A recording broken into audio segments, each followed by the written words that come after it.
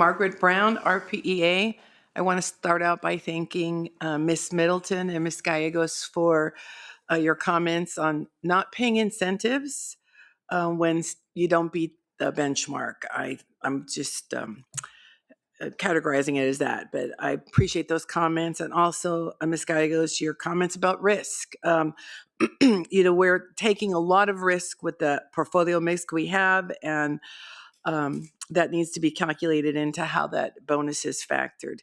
When I was on the board and we brought in this consultant GGA, the CalPERS was really interested in increasing salaries and incentives to bring in higher skilled or differently skilled staff so that investments could be brought in-house, like the Canadian pension plans did, right?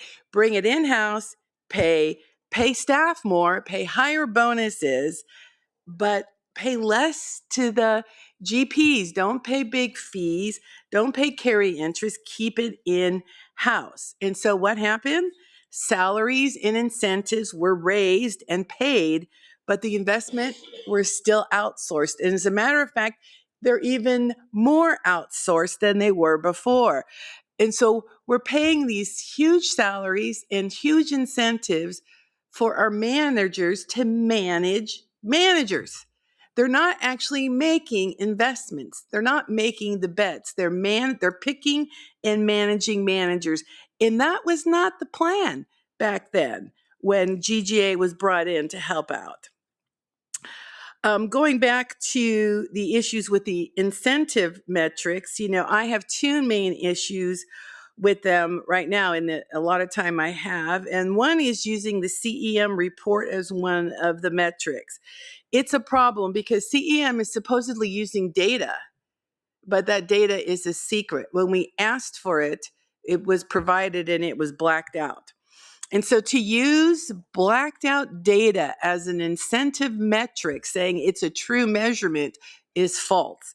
If it can't be checked, if it's a secret, it shouldn't be used.